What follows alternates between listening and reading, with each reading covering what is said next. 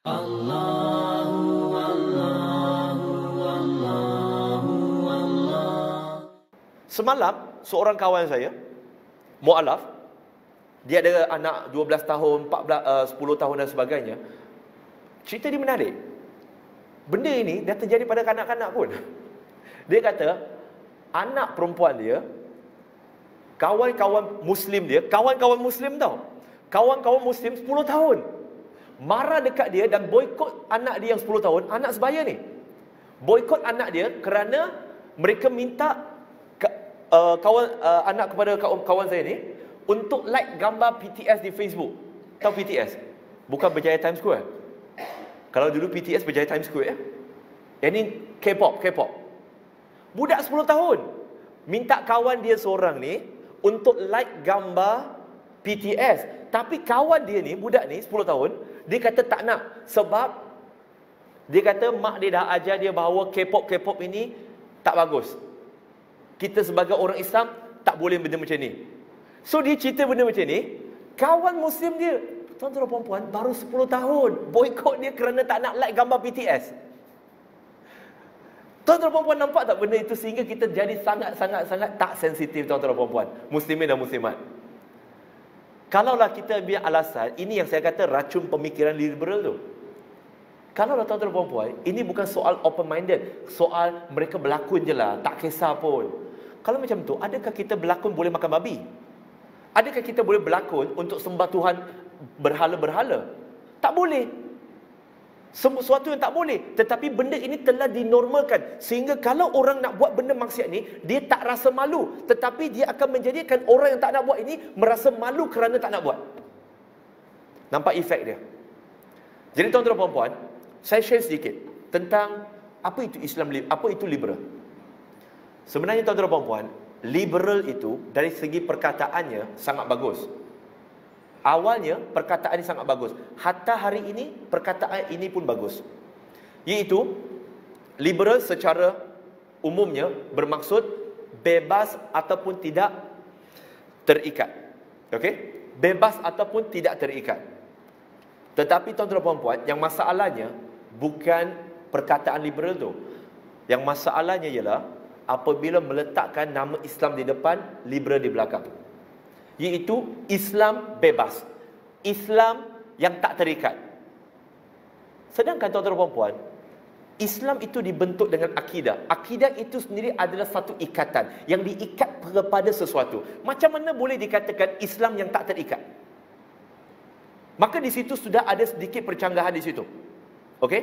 Dan itu sekali lagi tuan-tuan dan puan-puan, muslimin dan muslimat, masalah dia ialah bila dia kata Islam yang meliberalkan.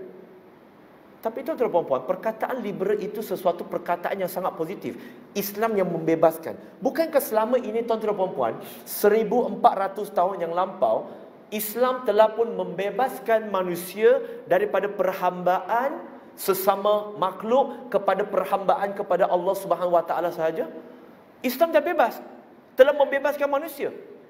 Tetapi bila mana mereka cuba membebaskan manusia daripada perhambaan kepada makhluk, tahu tak sebenarnya itu juga salah satu proses perhambaan yang lain.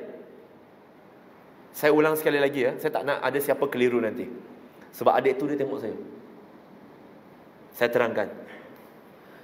Islam liberal yang cuba dibawa ini kononnya untuk membebaskan Muslim daripada perhambaan kepada para asatiza, para ustazah. Okey? Mereka nak bebaskan ini supaya dia tak terikat dengan benda itu.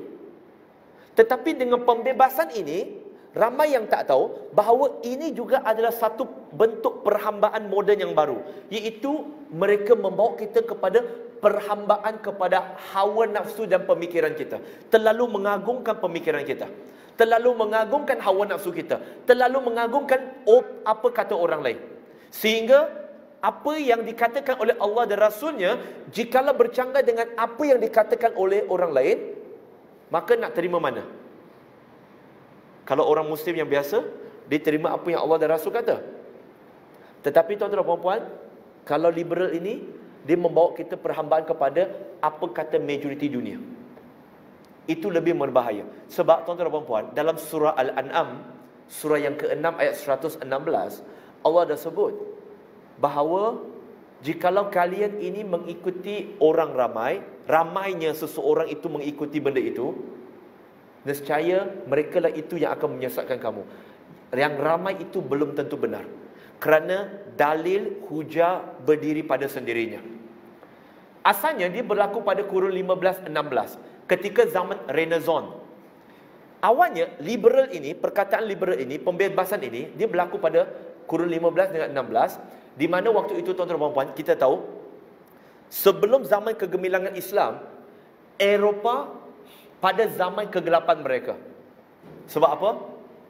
Sebab padri memegang kuasa mutlak, raja memegang kuasa mutlak. Apa yang padri cakap itu mesti betul, tak boleh nak lawan, sehingga menyebabkan Kristian, menyebabkan orang Eropah, orang Barat ini mereka mundur. Kerana mereka pada waktu itu Kristian, padri-padri Kristian, mereka menolak sains. Apa yang bercanggah dengan kitab mereka, mereka tolak. Mereka tolak bulat-bulat. Itu yang menyebabkan kemunduran. Tetapi waktu itu juga merupakan zaman kegemilangan Islam, kerana umat Islam pada waktu itu mereka berpegang kepada Al-Quran dan Sunnah, maka dibawalah kepada kemuncak sains dan teknologi.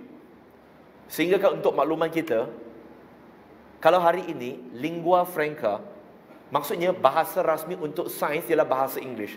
Siapa yang nak belajar sains, dia kena belajar bahasa Inggeris.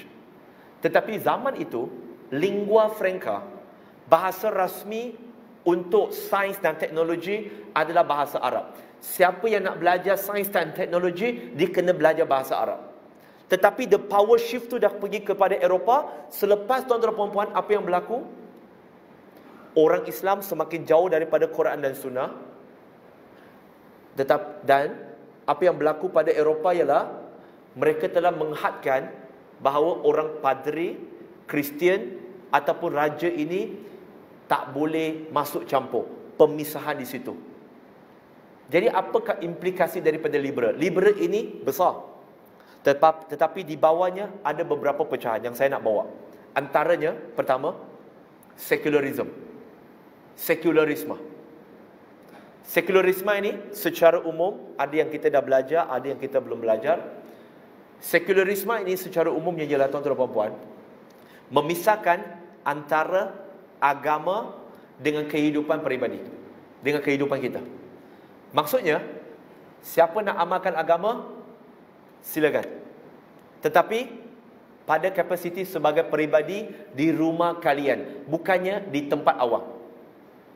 Dan dalam pentadbiran sebuah negara, sebuah kerajaan, tak boleh ada unsur-unsur agama. Dan itu yang telah dibisarkan. Dan kalau kita nampak hari ini, itu yang sedang juga berlaku di Malaysia. Apabila dikatakan, kita janganlah masukkan kenapa ada elemen agama. Contohnya, tuan-tuan dan puan-puan, kita di Malaysia, Alhamdulillah, bila kita nak mulakan satu majlis, seingat saya lah, sewaktu saya sekolah rendah, sekolah menengah, setiap hari Isnin ada perhimpunan sekolah.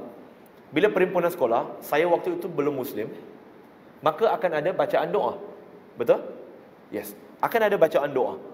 Dan itu antara sebagai Islam, sebagai agama persekutuan. Maka itu sesuatu yang dibenarkan.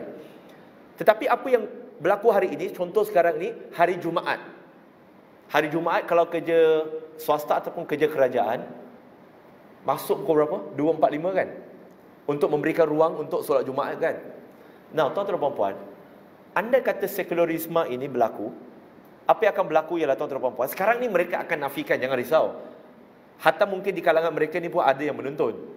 Kemudian mereka nak jawab je, dia kata, oh ni berbohong, kami tak ada perancangan macam tu. Tuan-tuan dan puan-puan, minta maaflah. Ini bukan isu politik, tetapi ini isu akidah. Kenapa isu akidah? Tuan-tuan dan puan-puan, takkanlah perompak nak masuk rumah kita, kata minta izin nak merompak. Awal-awal lagi kita tak bagi dia merompak.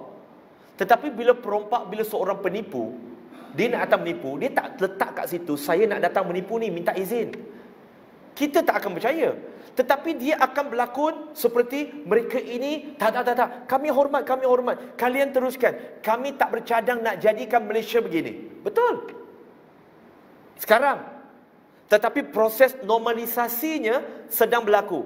Sehingga satu persatu demi satu persatu mereka akan tarik keluar. Allah